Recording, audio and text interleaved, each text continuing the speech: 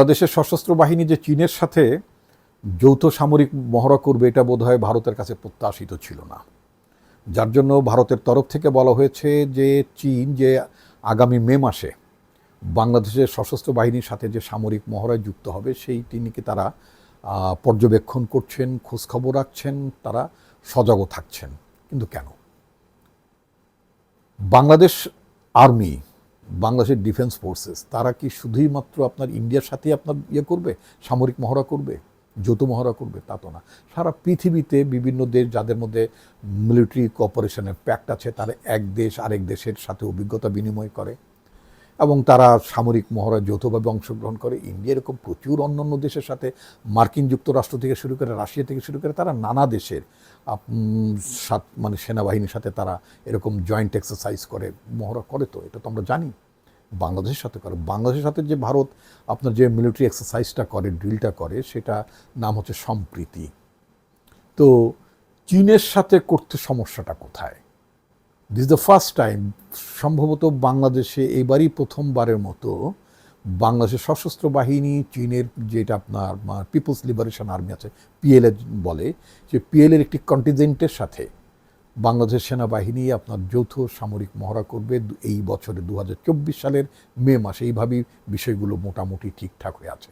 এই খবরটি যখন আন্তর্জাতিক মিডিয়াতে যখন প্রকাশিত হলো, ভারতের আপনার পররাষ্ট্র মন্ত্রণালয়ের একজন দায়িত্বপ্রাপ্ত মুখপাত্র, তাকে যখন জিজ্ঞেস করা হয় যে চীন বাংলাদেশের সশস্ত্র বাহিনীর সাথে একটি সামরিক যৌথ মহড়ায় অংশ নিতে যাচ্ছে, তখন সংশ্লিষ্ট মুখপাত্র যিনি আছেন তিনি মন্তব্য করেছেন তারা বিষয়টির প্রতি মনোযোগ রাখছেন, তারা দেখছেন, ভারতের স্বার্থের এবং অর্থনৈতিক স্বার্থের ব্যাপারে তারা নাকি মোটামুটি চোখ কান খোলা রাখেন। খুব ভালো কথা, রাখতেই পারেন। ভারত তার নিজের স্বার্থের দিকে তাকাবে না?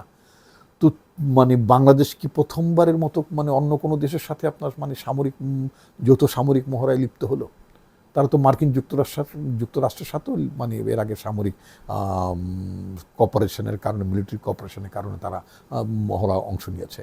বাংলাদেশের নেভাল শিপ থেকে শুরু বিভিন্ন জায়গায় বহু দেশে তারা যান, সৌজন্য সফরে, শুভেচ্ছা সফরে যান। তো চীনের সাথে করার সমস্যাটা কি? আসলে চীন এবং ভারতের মধ্যে, তাদের মধ্যে আপনার দ্বন্দ্ব আছে, তাদের মধ্যে স্নায়বিক দূরত্ব আছে, সব ঠিক আছে। বাট তারপরে সব কিছুর পরেও তো চীনের সাথেও তো ভারত আপনার তারা করেন, কি বলে, সহযোগিতা করেন। চীন থেকে আমদানি করেন, ভারতের কাছ থেকেও চীন আমদানি করে। তাদের মধ্যে কূটনৈতিক সম্পর্ক আছে। তো একটা দেশ আরেকটা দেশের সাথে তো শত্রু ভাবাপন্ন মনোভাব থাকলে চলবে না। জাতিসংঘের নিয়ম অনুযায়ী সন্ত্রাসবাদ মোকাবেলা করার জন্য এবং আপনার যাদের সাথে সামরিক সহযোগিতা আছে, এই সমস্ত দেশগুলো পরস্পরের মধ্যে তাদের মিলিটারি স্ট্র্যাটেজিতে, মিলিটারি এক্সারসাইজে আরও উৎকর্ষতা বৃদ্ধি করার জন্য, পারস্পরিক অভিজ্ঞতা বিনিময়ের জন্য তারা তো এক্সারসাইজ করেই থাকেন। বাংলাদেশ তো অন্য কোনো রাষ্ট্রের সাথে যুদ্ধে জড়িয়ে পড়ার কোনো কারণ নেই। আমরা একটি শান্তিপূর্ণ দেশ।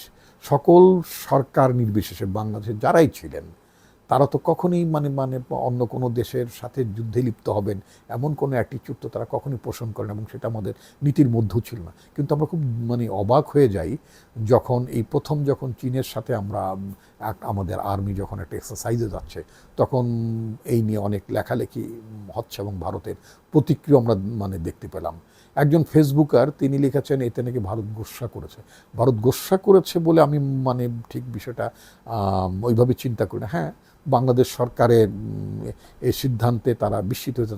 তারা ভেবেছিল তারা বোধহয় শুধুই মাত্র ভারতের সাথেই করবে, মিলিটারি ড্রিল করবে, এক্সারসাইজ করবে, অন্য কোনো দেশের সাথে না। কিন্তু কেন না? আমাদের সেনাবাহিনীর উৎকর্ষতা বৃদ্ধি করার জন্য, যেহেতু আমাদের সেনাবাহিনী জাতিসংঘের শান্তি মিশনগুলোতে যায়, সুতরাং সেই মিশনের তো আমাদের একটা গোল আছে, একটা লক্ষ্য আছে। সুতরাং সেই লক্ষ্য অর্জন করার ক্ষেত্রে আরও উৎকর্ষতা বৃদ্ধি করার জন্য, অন্য দেশের অভিজ্ঞতা বিনিময় করার জন্য বাংলাদেশের সশস্ত্র বাহিনী নিঃসন্দেহে যে কোনো বন্ধুভাবাপন্ন দেশ যাদের সাথে আমাদের এই ধরনের চুক্তি আছে তাদের সাথে আমরা এক্সারসাইজ করতেই পারি। এটা অন্য কোনো দেশকে তো জিজ্ঞেস করে আমাদের সেটা করার কোনো কারণ নেই, নিঃসন্দেহে। তো এখন কথা হচ্ছে কি যে চীনের সাথে তো আমাদের নানাবিধ কোঅপারেশন রয়েছে, ডেভেলপমেন্টের নানাবিধ কোঅপারেশন রয়েছে, তারা অনেক বিনিয়োগ করে, সামরিক ক্ষেত্র তাদের মানে অনেক বড় ধরনের কোঅপারেশন আমাদের সাথে আছে। এবং আমরা যে সামরিক সরঞ্জাম আদি মানে কিনে থাকি, সেটা চীন অন্যতম আমাদের একটি গুরুত্বপূর্ণ সোর্স, যাদের কাছ থেকে বাংলাদেশ মানে বহু মানে সামরিক সরঞ্জাম আদি কিনে থাকে, অন্যান্য দেশ থেকেও বাংলাদেশ কিনে থাকে। একটি কথা আমরা স্পষ্ট করে বলতে চাই যে কোনো দেশ যেন বাংলাদেশকে তার ব্যাকইয়ার্ড না ভাবে। আমরা কোনো দেশের বাড়ির উঠোন বাংলাদেশ না। কোনো দেশ যদি মনে করে থাকে যে বাংলাদেশ শুধুই মাত্র তাদের সাথেই বন্ধুত্ব করবে, এটা মনে করার কোনো কারণ নেই। আমাদের সার্বভৌম রাষ্ট্রের পরিচয় হিসেবে আমরা পৃথিবীর যে কোনো দেশের সাথে আমাদের রাষ্ট্রের স্বার্থ লাভের কথা বিবেচনা করে, অর্থনৈতিক, সামরিক সমস্ত মানে স্বার্থ বিবেচনা করে যাদের সাথে আমাদের মানে যৌথ সামরিক মহড়া করা উচিত, যৌথ প্রশিক্ষণের ব্যাপার থেকে থাকে অথবা ডেভেলপমেন্ট ব্যাপার থাকে, এই ব্যাপারে বাংলাদেশের সকল রাজনৈতিক দলের মধ্যে নিঃসন্দেহে একটা বড় ধরনের ঐকমত্য আছে। আমি মনে করি না বাংলাদেশের কোনো রাজনৈতিক দল, সেটা বিএনপি হোক, আওয়ামী লীগ হোক, কেউ এই ব্যাপারে তারা কেউ ডিফার করে, আমি তা মনে করি না।